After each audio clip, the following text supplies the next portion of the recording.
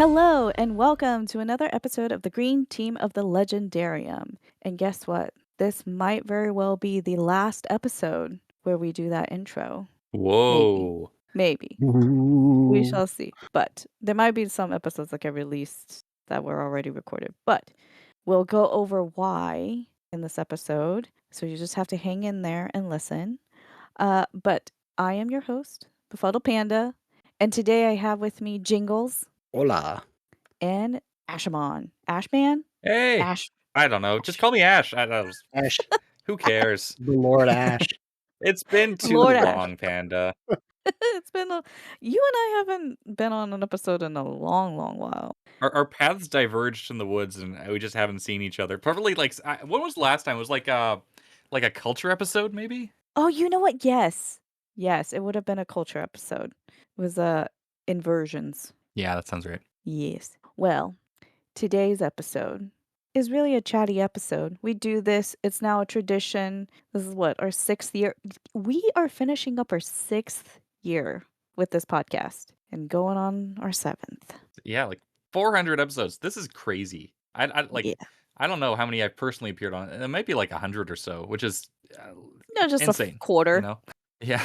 Let's say, how often were the Malazan episodes coming out? Because you had like 5 per book almost, right? And then everything Yeah. since then. That's We why were Yeah. recording it's got to be a lot. like once every 2 weeks for a while, I think. Yeah. Yeah, for like the first 3 or 4 books we did Yeah. once every 2 weeks, and then our pace slowed way down, and then Yeah. picked up again a bit at the end.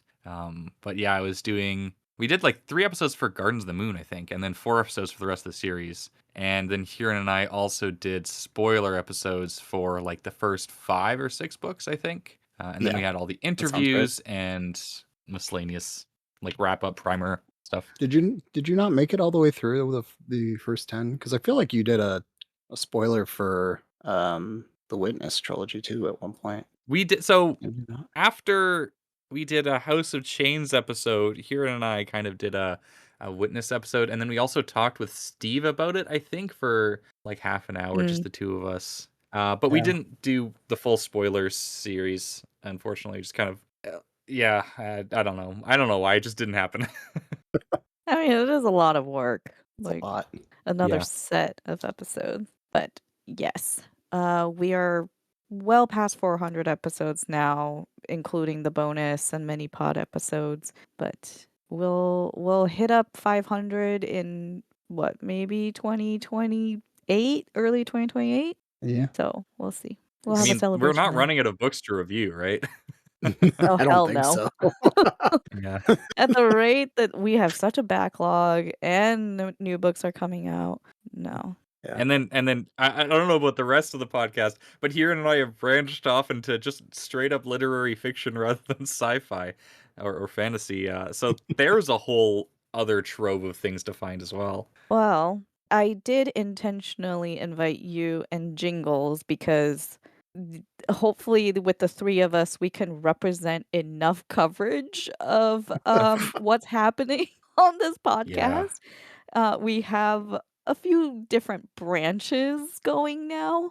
I mean, we've always had our chaotic self-organization going on, but it seems like we now have more of a few deeper ruts that we're going on. So Schizophrenic might be a word for it, or maybe nicely eclectic.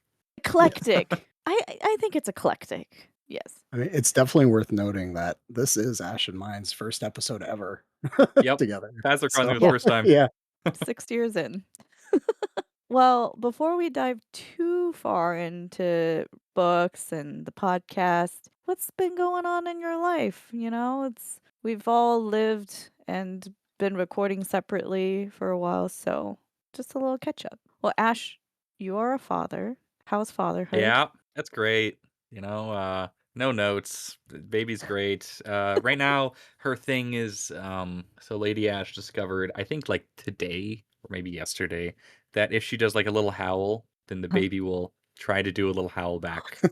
Oh, that's adorable.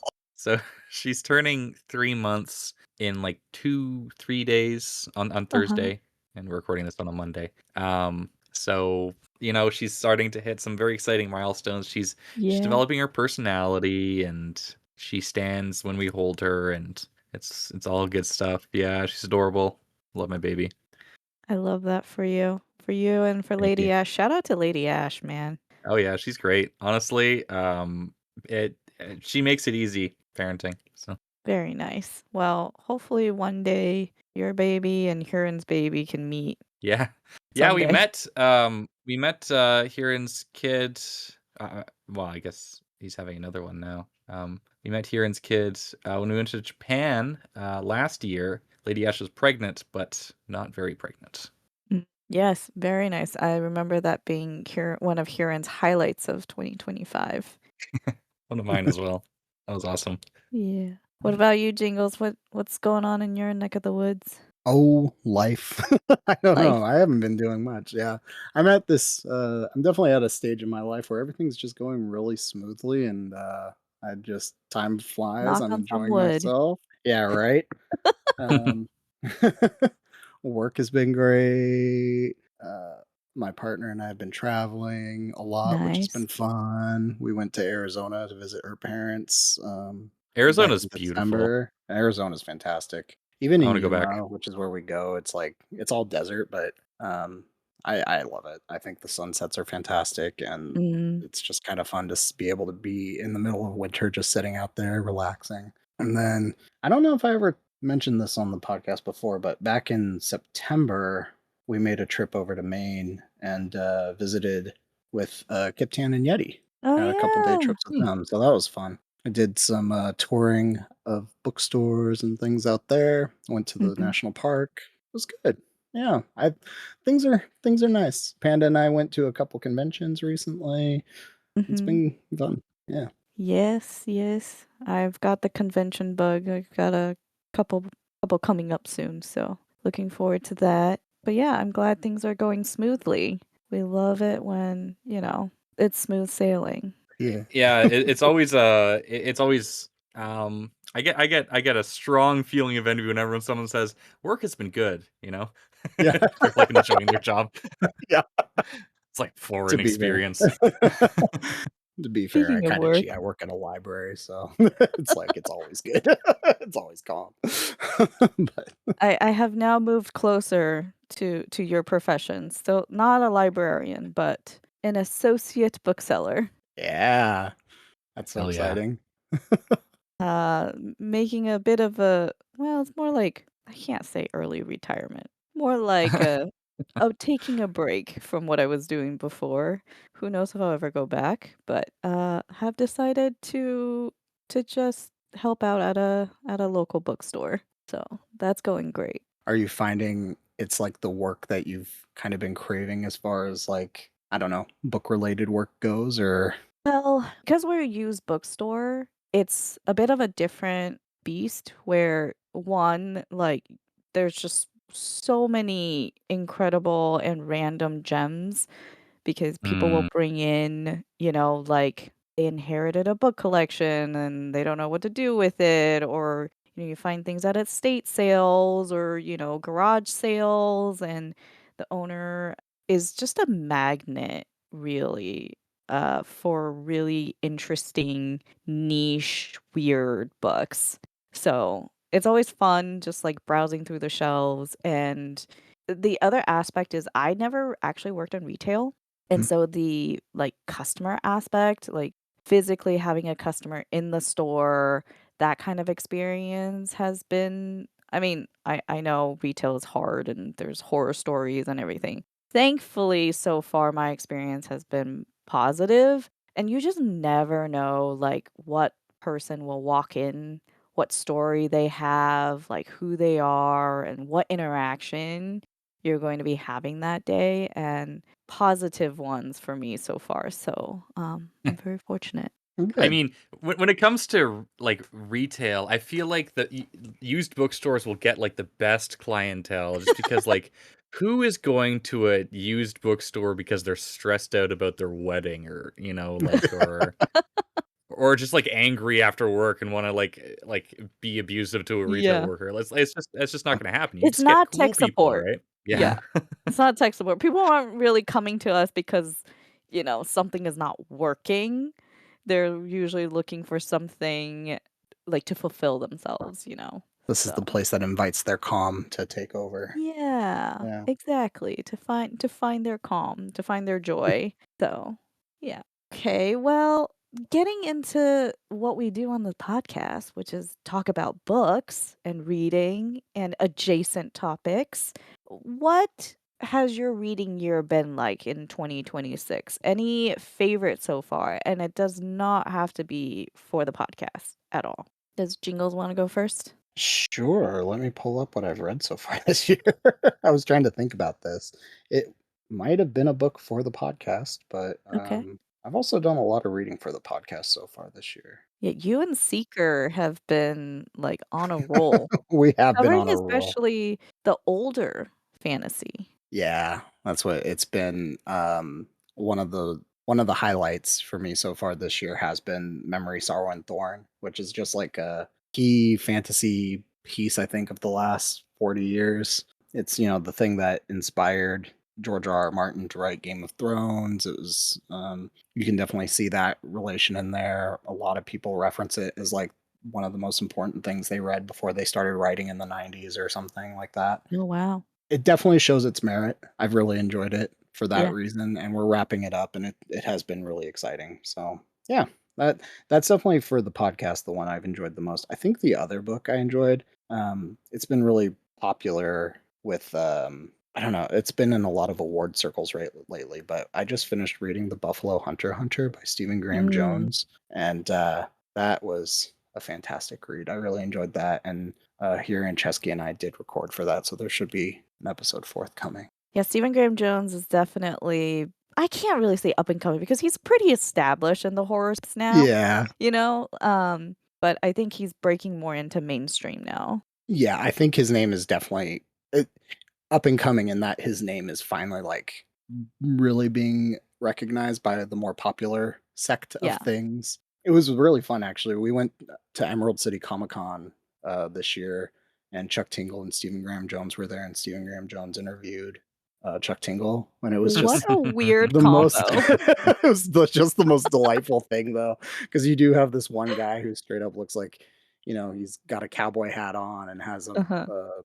a Western accent, and he's just, very serious, a little bit more put together, a little bit more serious, and then you have Chuck Tingle. And it's like, all right, well, here we go. Uh-huh. Yeah, Buffalo Hunter is that is also kind of hard to say, but It it is. is on my TBR. Probably will save it for spooky months. It's good for that one for sure.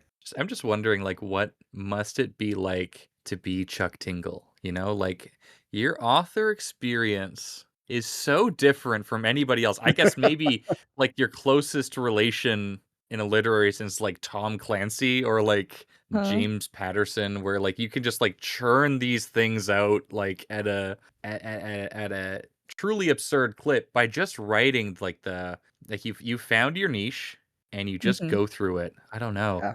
And you Like, have like, yeah, 12 books coming out a year because you had so much in the background that you could just hand over to the publisher. yeah. Yeah. Well, he has been branching out a bit more, right? Because he's more known for his very eccentric smut, little Yeah. short stories. But now he's like got full length novels that are a bit more serious. So, Yeah. And they are. The first Chuck Tingle book I read was also this year because I knew that interview was coming, and uh-huh. it was like far more serious than I expected it to be. Was it Bury Your Um, Gaze or Bury Your Gaze, yeah. yeah, nice. What about you, Ash? Mm. What are your favorite reads so far? I mean, so I've been bad about reading fantasy lately. That's I okay. yeah. So my favorite nonfiction, which is a lot of what I read these days, even though I like have to do it at a slower clip. Jesus Wars was a lot of fun. It's a history of Whoa. That's early hardcore Christianity name. when they were having like the debates about Like, what is this religion gonna be? You know, like Mm. what is God? Why did Jesus cry in that verse? That doesn't make sense. And then their attempts to work all through all these things and how these differences eventually got resolved, which was it was quite fascinating, even as a non-theist. My favorite one I did for the pod was the Satanic Verses Okay. by Salman Rushdie. So that's kind of fantasy in a way, more magical realism, um, but Speculative. quite good. Yeah, yeah. Well, yeah, kind of. I was very pleasantly surprised with that one. Yeah, it won awards for a good reason. Mm. I'm excited to read. We're doing another Rushdie here and I later this month, or maybe early next month.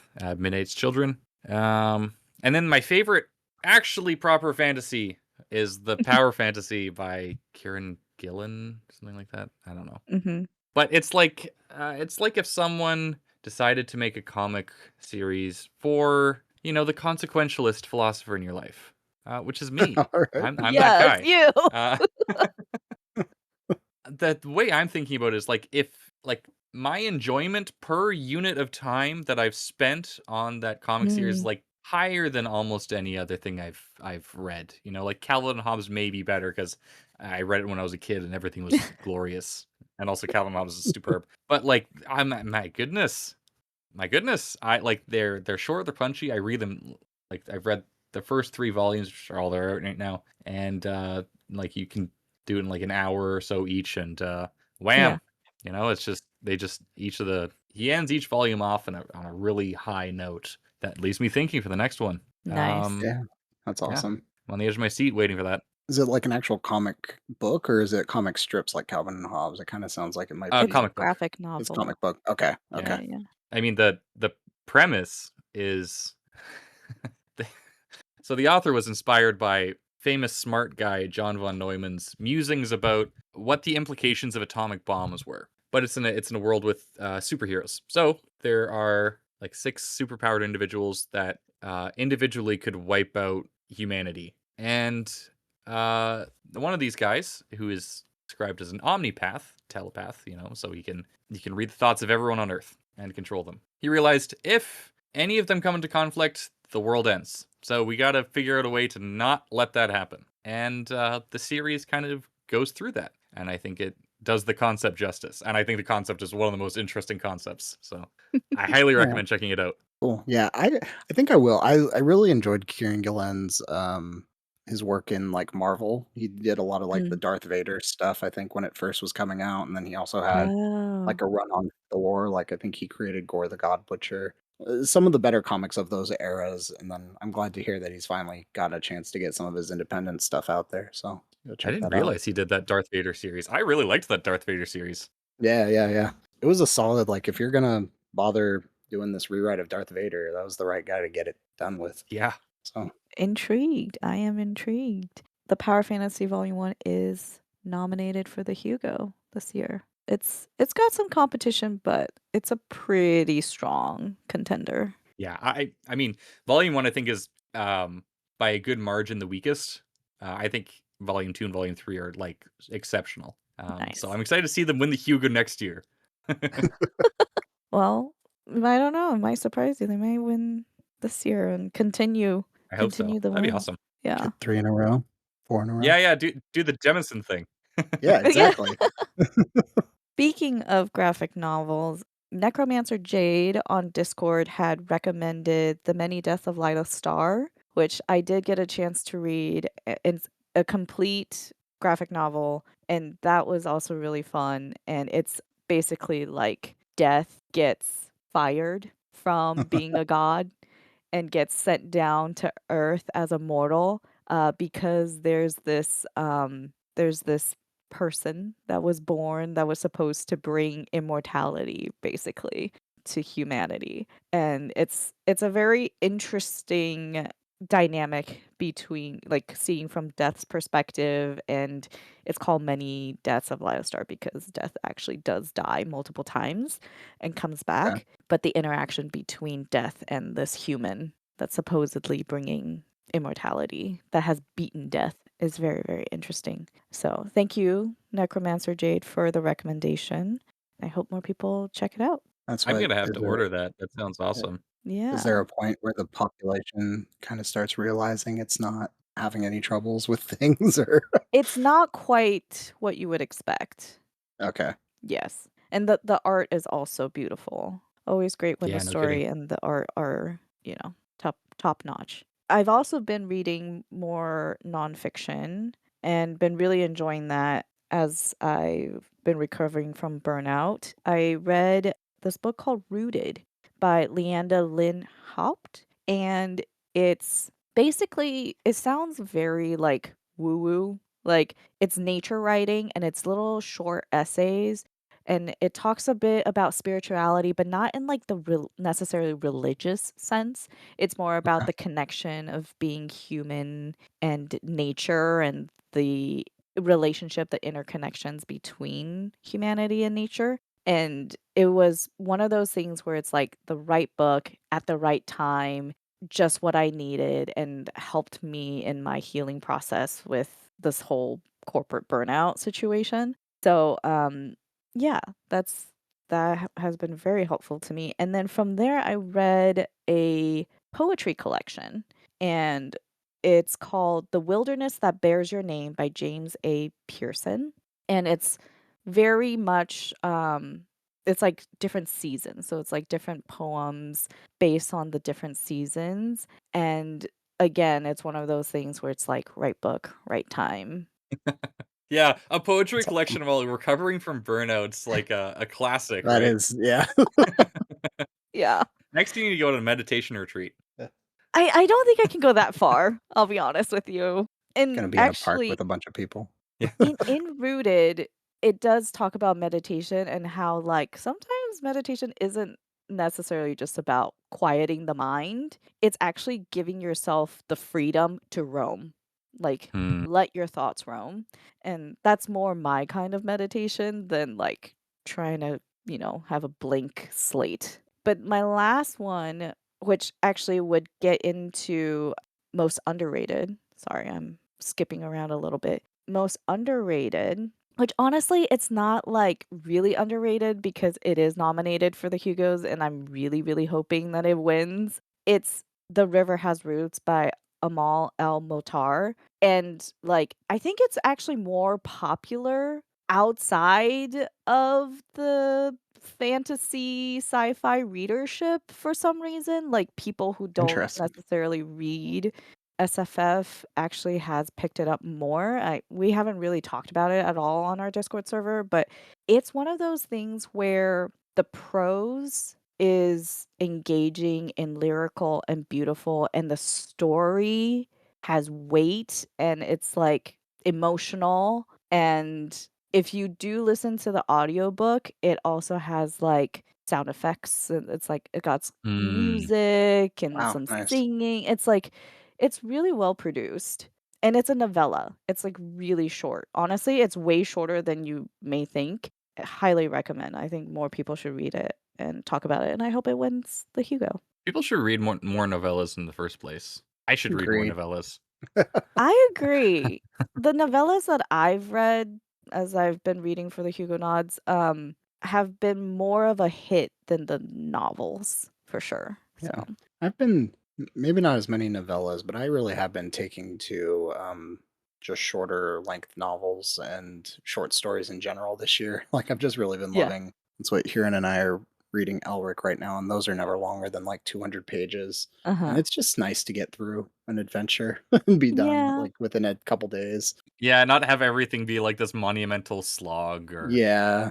like a Or battle through thousands of pages of, whatever that we're used to. Yeah.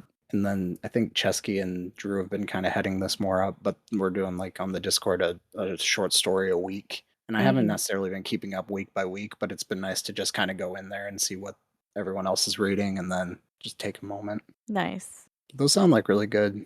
Have you ever read any Emerson or Thoreau? I feel like finding your roots, that kind of sounded like some like transcendentalist work that might draw some interest for you, but I don't know. I've read some, like, snippets, especially more, like, in high school, Yeah. and yes, they are definitely like more up my alley. I haven't fully sat down and like properly read. I'm currently reading like more philosophy, which I'll be honest with you. Mm. I know it's I never thought I would be saying this, but I'm actually enjoying philosophy. Oh, I'm so Hey, Who happy. there it am is. I? Another one sucked in. I've tried to avoid it for so long. But I do think part of it for me is that I needed the experience. I Sure. needed enough life experience to be able to actually understand and appreciate the philosophical thinking. Hmm. So I think I'm finally at a point in my life where these two things are coming together. What kind of philosophy are you reading? I'm reading Lao Tzu. So I'm actually reading Mhm. two versions. There's Ken Liu's version of Tao Te Ching, which is the Taoism Yep. source text, and then Ursula K. Le Guin's Oh, interpretation. And I highly recommend if you're gonna read text like that to read like side by side different interpretations because then honestly like it's very helpful because one person's interpretation you're like, that's not very understandable, and then you read somebody else's, and then you have, like, a conversation now, right, between the text, and then that helps my own thinking and processing of the text. I mean, that's like I think an especially good thing to do with Lao Tzu, right? Because like he's famously like famous for like being like almost impossible to like translate properly. Like Yes. what is the Tao? You know, Right. the Tao is that which is impossible to define. Right. Exactly. Yes. And what's also really interesting is because both of them provide their own commentary and it's not just a straight up like translation. It's not very literal. It is Mhm. interpretation and it's very intentional that they do it that way. And so like Ken Liu being a, native Mandarin speaker, he knows a lot of history, Chinese history, like his perspective is gonna be different than Ursula K. Le Guin, who didn't know Mandarin, right, and worked with a Chinese specialist to do hers. I mean, right. it's especially interesting in Le Guin's case because this was like around the time that like Buddhism and Taoism got like really popular in the West, and that you had people like Alan Watts and whatever, and often they're arriving at an understanding of the concepts that are incorrect, but like in a really interesting way. So like Yeah. Ursula Le Guin, I think famously, like in the Lathe of Heaven, she had mistranslated Yes. something. Yes. Like, But lathe is not a word. yeah, but the Lathe of Heaven's a really interesting book because of the interpretation she arrived at, right? And I, Right. I think this is like it's like how Asian countries like do barbecue, you know? Like It's definitely very different from Western barbecue. it's very different and like phenomenal for it, right? Like Korean Yeah. barbecue is like my favorite thing. Yeah, it's like the foundational elements are the same or very similar, but then the flavor is different. Yeah. Yeah, they just go into like totally different weird directions that are like maybe difficult to defend if you're like looking at the historicity of it, but like, more interesting ideas. I love it. I Yeah. mean, I'm definitely welcoming it. It's no problem there. So that's what my reading's been up to. What about your guys' like most underrated? What would you shout from the rooftops for people to read? My gosh. I think I would be doing an injustice to Kieran and myself if I didn't say, like, Ash, you need to read Elric. Just directly at you for this episode, not to everyone else. You specifically. Yeah, I put it on my list. Yeah. I think I was immediately swayed by Hiren's recommendation. I think I saw it like a day Nice. or two ago. So yeah, like once I'm done whatever I'm reading now, I'll or before I'm done several things I'm reading now, even I'll pick up an Elric book and see where it takes me. No, but good. I would also expand that to everyone else. I think they're great little adventures that I think because of the history of sword and sorcery can maybe come off as feeling a little of a way for like especially from the 80s, 70s and 80s, but Mhm. they're really not, and they're quite enjoyable and philosophical. Deeply, I think ranges, but Yeah, I mean Moorcock is because it's Moorcock, right? yeah, it is. Like I see them on the shelves. just never like been interested in trying him out. But, with your guys' endorsement, he's more on my radar now of like, okay, Good. I should give him a try. Good, good.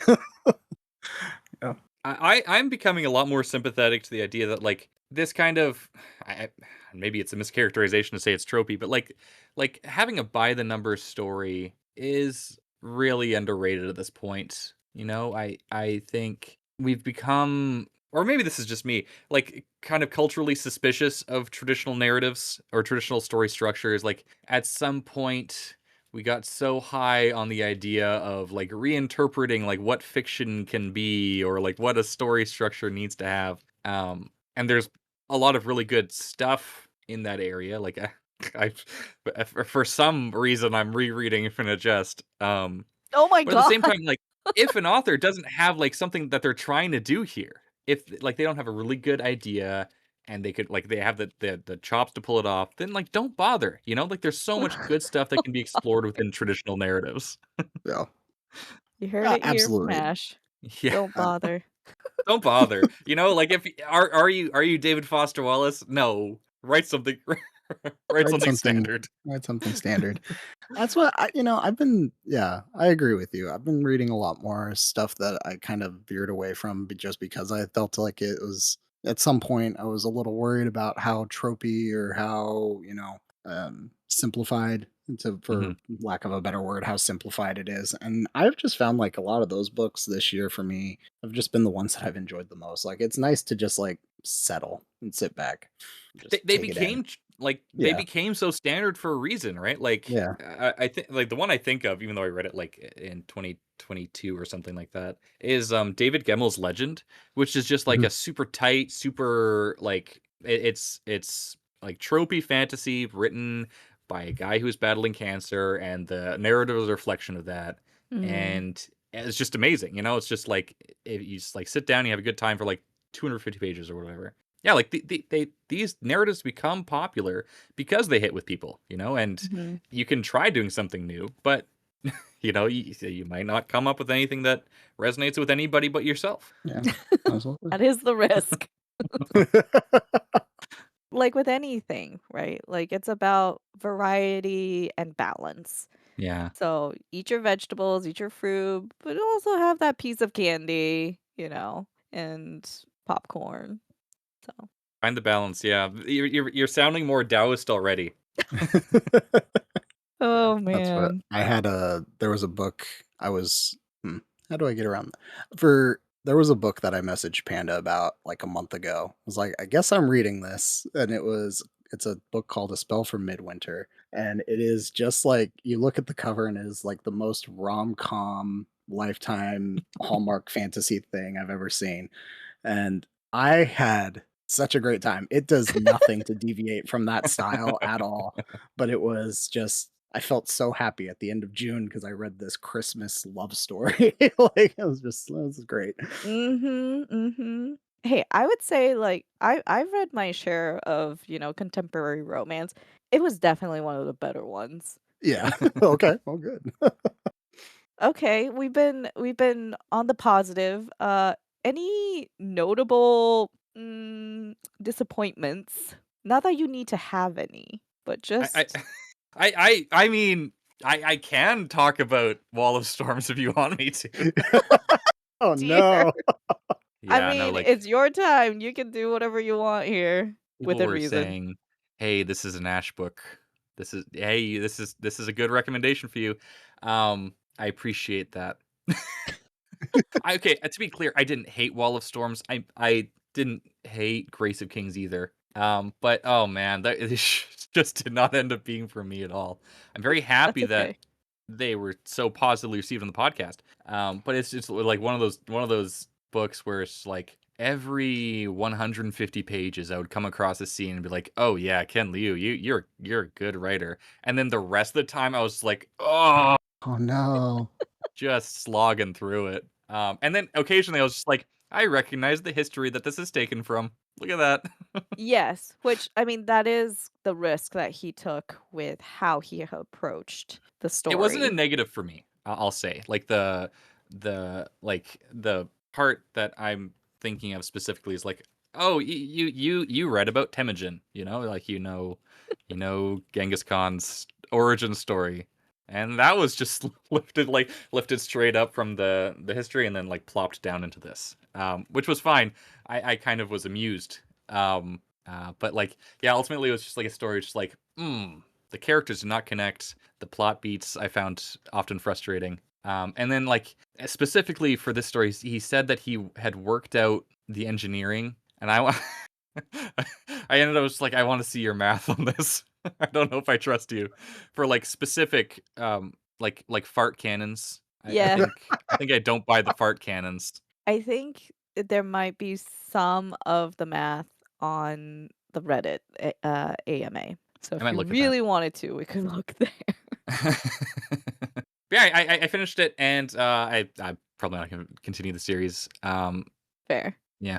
Yeah, it's definitely not everyone's cup of tea, and like the thing is the hubris of Mhm. all these characters is such a huge part of the whole story, and if that's not something that like really hits, then it's not gonna work out in the end.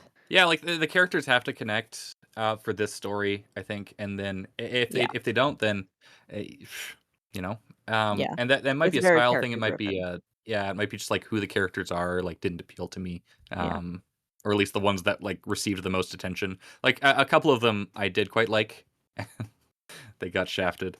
Um, Yeah. but yeah, it's like it's a personality thing, I think. Yeah, yeah, yeah. It's not me saying Ken Lee is a bad writer at all, which he's not, because he wrote the Paper Menagerie, and he'll always have my love for that. Yeah, it's a glorious story. Speaking of, I guess, sort of controversial disappointments. So, like, all of these people are raving about The Everlasting by Alex E. Harrow. And I was going in with high expectations. And I was like, oh no. Oh no. This is not I hitting was for like me. almost happy to see that because everyone else is praising. I haven't read it. I know nothing about the story at Yeah. all. Yeah.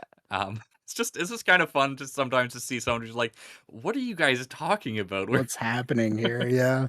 I just it's one of those situations where it's like, okay, if I'm just looking at the sentences themselves, like, yeah, it's like there was a lot of care taken to craft the sentences. But then on the whole, like the characters, the story beats, it's a very repetitive nature of storytelling. And it was a choice. It was a very deliberate choice. And the second person tense was also a very deliberate choice. And for me, all that together just didn't become the beautiful, wonderful, exotic flower that, everybody else was seeing. It got a little stinky at the end there. No, it's just like it just wasn't what I would have wanted and was hoping it would be, and I can see why a lot of people like it, but the problem is like if like you said, Ash, if I'm not It's just caring about the characters, yep. it doesn't matter how beautiful your writing is. Fair enough. Yeah. Yeah, it's just like, oh yeah, I can see all these objective qualities and like none of them work for me. Yeah. But that's the thing is like on paper it should, but then in reality it didn't. So, Yeah.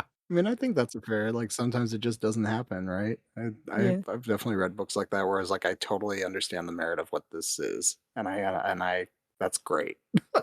Yeah. It's not for me, And then there's the much more fun, much more confusing example is just like none of this should work for me, but it but it does. does. Yeah, but Was this it is Tusk pretty Love for good. you?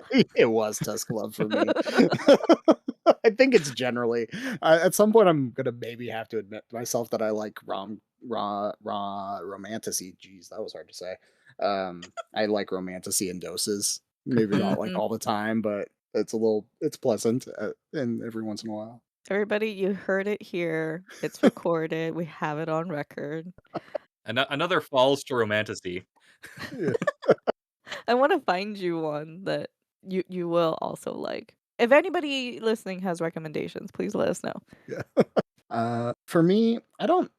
this very much falls into the just like it's just tough. Like it's not a book that it's actually a series. So I started reading Berserk over the Hmm. last like couple months, and it is a very dark series, a very dark fantasy series that I have really appreciated what it's doing and how it's doing it. But there are, because it's a manga, some very explicit, very hard things to see visually. Mm.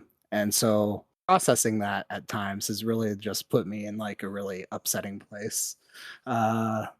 So I I'm doing it to myself. I'm moving forward. I appreciate what it's doing and everything, but it's like this is like, oh, this is also something I should just do in doses because it's Mm. like too much at times.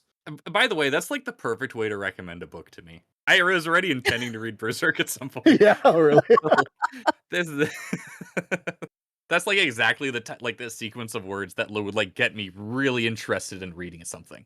Oh, wow. Interesting. Okay. Well, you've been warned, I guess. Yeah. Good luck. The other way is just like, oh, like this is a weird one. It's like it's really not for everybody, but the type of person that it works for, it really works for. It. Like that's the other Mm. that's the The other other good one. into Then you like gotta piquing my read interest. Yeah. Exordia. Oh I know God. nothing about Exordia.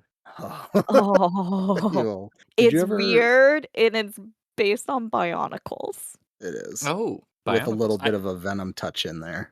Nice. Mhm. I had some Bionicle action figures as a kid, and I think I saw maybe 5 minutes of one Bionicle movie when I was 8. Mhm. So that's a good way to. That's a good. I'm like, You yeah, know I'll check you it know You out. who can I'll check it out. you you know can who join can give Kip you a on whole the. history of Bionicles? Yeah, Kip did. I'm sure Bionicles has really good. Seth Dickinson. Oh, what did he also write? It was the that Trader was of the Baro Cormorant. Oh, yeah, I Cormorant. read the Trader Yeah. Cormorant. I didn't read any of the other books in the series because I heard they were stinky. But the Trader Cormorant is really good. Yeah, Yeah. Go read Exordia and then come back and let us know what you Let think. us know. And I will I say can do Panda that. was the one that suggested that, not me. So I I'll can. own I it. will.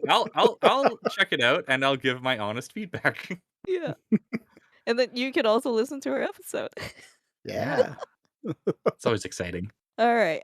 I think now is like a good time to just take a pause and just recap a little bit about the podcast in the first half of 2026 before we move on to just discuss a little bit about what we're planning on covering. So, we did finish reading and recording the Dandelion Dynasty saga. The last Ooh. episode is forthcoming, and Ash, you and Huron and AP covered Orb Scepter of Throne, Hmm. which I believe that might be the only Malazan book we covered so far this year, I think. Yep. And Tormig is leading a read through of, I can't pronounce the name of the series, but the first book is The Summer Tree by Guy Gavriel K. Isn't it just like And Finnavar? Finnavar Finnavar? Tapestry? I don't know. That's what it Yes, I looks think like you're to me. right. Yeah, Finnavar Tapestry. Yeah, kind of our tapestry. And the Wars of Light and Shadow is Hmm. ongoing. Just had a recent release of Fugitive Prince. If you ever want to listen to like an unhappy, demoralized Kip, listen to those Oh episodes. Oh dear. man. Okay. I don't know if those are Interesting. panda books. I don't think so. You can Okay. skip them. Yeah. Like I'm liking it. Huron's liking it. Kip is not liking it, and I think he's dropping out. I would recommend them to somebody. I don't know who. You can recommend them to me. I'll just default to trying stuff. So you're Yeah, try them. yeah, Try the first yeah, 4 books, and then perfect. you're allowed to Can DNF. do. The first four. Well, Jingles, how are you doing on trying to read everything that's ever been covered by Green Team, Well, Legendarium, IOL?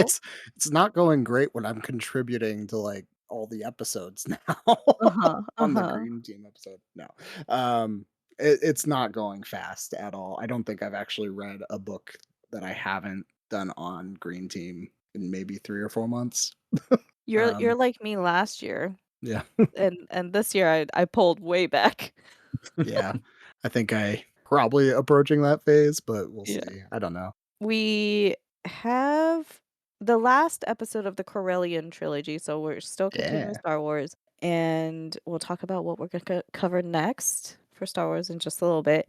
Earthsea, I think, is coming to a close. We continue with Vorkos again. We have not yet done a new culture novel on the podcast, but hopefully we will continue this year. I think there's interest. Yeah, and the smattering of other fun and exciting books that we've covered. We've primarily been doing book discussions this year. We at the end of 2025, we had wanted to do more topics and more collabs. That hasn't really happened in the first half of this year. So maybe in the second half we will. But we did do a couple collabs. So like Seeker and Little Red collabed with Tori from the Cosmere Deep Dive podcast on some Pratchett books. Mhm. And there is a collab with Mike's book reviews for a draft episode of Abercrombie. So that'll be exciting. But yeah, anything else I missed that you guys want to highlight that we've done on the pod? I think you covered everything. Yeah. Yeah, it's Kieran and I doing boring stuff. We did the Odyssey. That was fun. That was Nice, a nice. little known topical. I also That was a met really fun Seeker the first episode. time on that one. That was good. Very nice. Yeah, you guys are bringing the capital L in literature to this podcast. Yeah, we're classing it up. I really enjoyed that episode because it was like, oh, I can actually, I've read the Odyssey before. I can actually just listen to this. So that's Oh, great. Nice. isn't that It's actually awesome? watching and yeah. Don't have to read anything ahead of time. But Are we talking about like things we're interested in yet, or Not quite. Almost. okay? I'll wait. I will say, I guess I kind of mentioned it earlier, but we are wrapping up Memory, Sorrow, and Thorn really quick here. Like we're on our last episode for that. So that was the one Oh, big very thing nice. Seeker and I did this year. That was a quick one. Doing it within a year. I know. We had to separate. It's 4 episodes for the trilogy though, because we had to separate the last book in half. Mm. But One thing I find funny is so perhaps the last perhaps the stars episode released yet. No, I don't but think so. I have Kip's word that is coming in September. We recorded the last episode for that in like 2024. Yep. Oh man, like every once in a while, I check the podcast feed and it's like, we're still not done releasing Derek Noda. What the heck? We're Our poor making listeners who asked progress. questions. Poor Sun Gamer who was interested in like hearing us talk about things like before he got to them. Oh man, like that was a good series It's though. That coming. was a fun recording experience.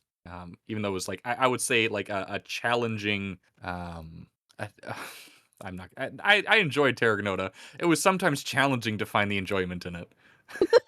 Sure. Fair. Yes, we will throw a party on Discord once the last episode is out. Yeah, sound like Kip a Cake or something. It's like congratulations on finishing editing. We did do fewer arcs on the podcast so far this year, and I think that's probably for the best for now. It is really fun. Don't get me wrong. It is really fun. We did do one, and that was really fun. Yeah, it is also nice to dig in the backlog of all this wonderful work that has already been published and being able to discover them for the first time. I mean, Kieran and I think Spook, we're gonna do another one, but then the publisher ghosted us. Yeah. Oh no, that was me. We were gonna do that together. Oh, it was you? Oh, Yeah. okay, there we go. Yeah, not Spook. Jingles. How could I mix up you two? There's We're in a been a lot little of bit of episodes. ghosting, Yeah. but such as it is.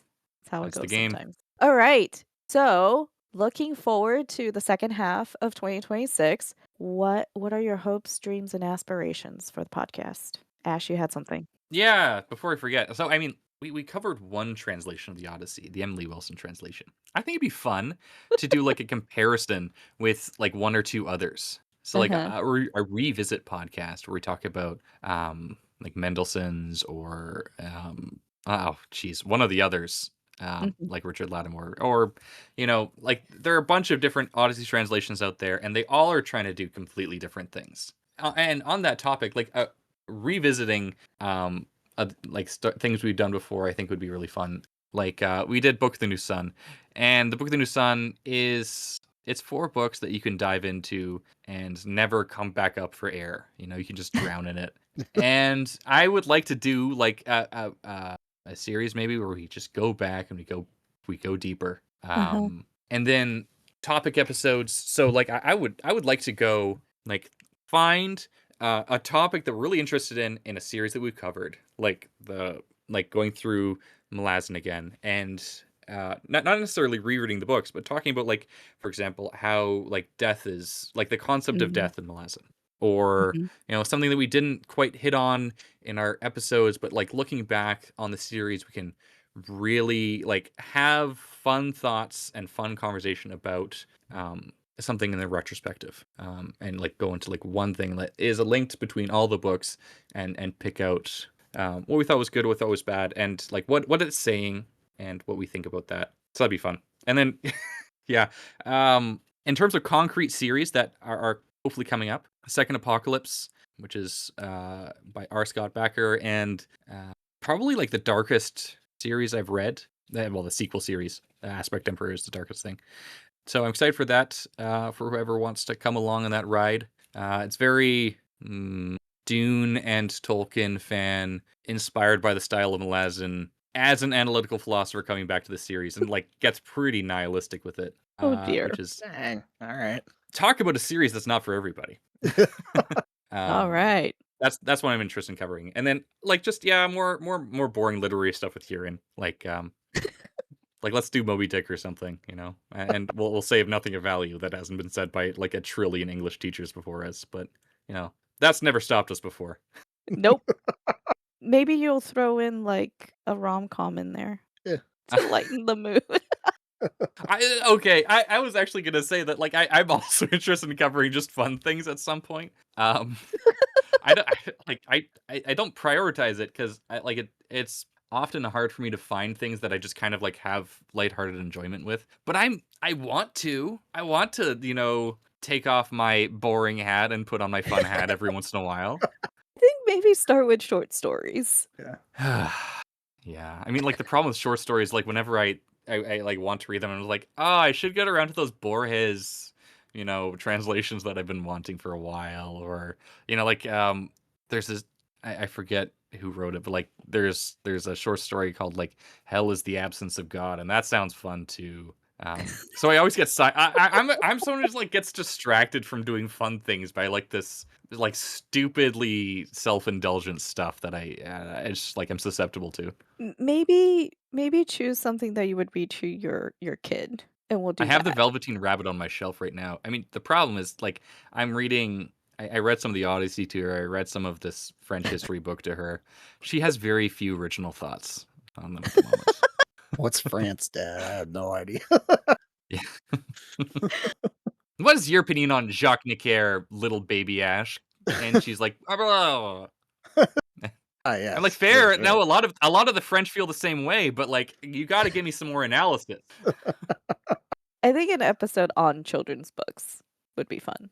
Would be I fun. totally agree. Yeah. I do, yeah. I was jokingly, of course, but I've always enjoyed the deeper analysis that like you hear in some other Kipdan bring to certain things because it's just not the way I can articulate how I enjoy a book. So I just really enjoy listening to all that. So Thank I you. hope you don't stop doing that anytime soon He because it is stopped Oh, fun when for he me. I enjoys it. Yeah, physically yeah, can't. It's yeah, impossible for me to stop. So yeah, I'm glad that like my verbal diarrhea is enjoyed by somebody. yeah.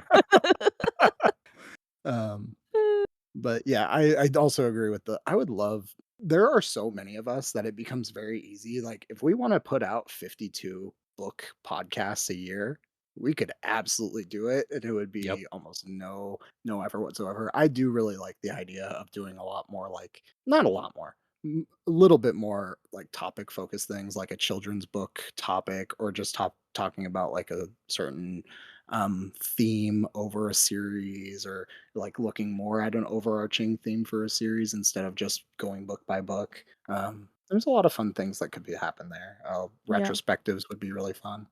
Something that doesn't necessitate a lot of reading. Yeah, Right off. yeah. We've already done the work for Yeah, those. yeah, It's a fun Yeah, idea. capitalize on what you've already done. yeah. All right. Well, let's get on it then, you know? Yeah. Propose the topics and let's get some on the calendar. Whenever I think about doing such a thing, then like there's like this wailing that interrupts me from my apartment, and I'm like, oh my goodness, I gotta look at my baby instead of getting into nerd fights online. That is a better way usage of my time.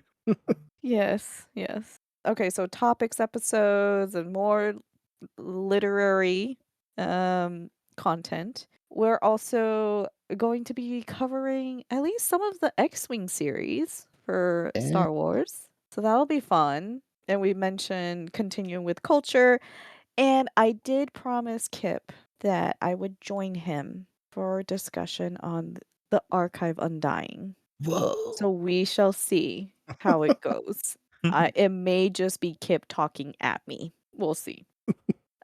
We also want to continue with Dungeon Crawler Carl because there's like what 9 books out now or something, Yeah. or 8 books out and ninth is coming, and we are embarking on an Abercrombie journey of our own with the Blade itself, and we'll cover Starting the from number first Law one. trilogy. Yeah. That's gonna be a lot more positive. Yeah? Way more positive. You think so? Well, I think you've already got like 3 people on the panelists group that are like Abercrombie stands, aren't they? Sorry, that's no Oh, you're disrespect. talking about our own reception of the book, Yeah. Yes. not the content. No. No. No. I'm bracing myself because I like happy books. I mean, I like sad books too, but I tend to like the Abercrombie like happy. kind of like washes it down with like humor. Oh, good. Yeah. I mean, I'll laugh I, as I cry. yeah, I could show up. I'm in as like a reserve member on that one. So if anybody like decides they hate it or that Yeah. isn't able to do it, then I'll sub in. But man, I'll be a party pooper if if I gotta appear You in can those. stand in. Oh Yeah. wow. That's what I never Okay, listened to well. the main pods episodes because I haven't read them yet. So now that's going to be 2 shows doing it that I need to. I might Yeah. actually read them this year. Yeah. I think they're Yeah. worth reading. Yeah. I mean, I gotta find out what all this Abercrombie hype is all about. He is very popular. Mm-hmm. He's got quite the draw. I think it's his personality, honestly. I've watched him in a couple interviews and he's very charming. Very Yeah. charismatic. Yeah, he's like the British kind of like snarky charm to him. Yeah. Speaking of the main podcast, the Legendarium podcast, the reason why we are even here, why this podcast even exists, has made an announcement. A few of us on Green Team recently joined Craig for a Wheel of Tangents episode. Link is in the show notes. And Craig officially announced that the Legendary podcast will not be going back to its regularly weekly ish programming. The main podcast feed will still be live, and on occasion, they'll post an episode here and there, but they will not be going back to regular posting of content anytime soon. With that, our little amateur green team of the Legendarium will continue to carry the mantle of the Legendarium, and we are also rebranding. And nobody really knew what green team was anyway outside of us. Yeah, I mean that's totally fair, right?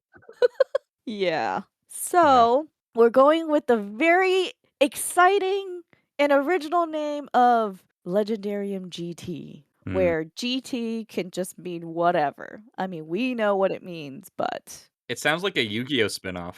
it It, might it be. does. I think it's very suiting because there's Dragon Ball GT, right? Which is like the offshoot of the original series that Oh, Uh-huh. there you may or may go. not Yeah. be canon. So if they Uh-huh. ever decide to come back, we can just float out here. Be good. Didn't the creator originally call it Dragon Ball Z so they couldn't make more? Yeah. Wasn't that the Yeah. story? Yeah. Yeah. Didn't work out. Yeah. Following in those footsteps. I like it. That's I where think we're it's at. appropriate.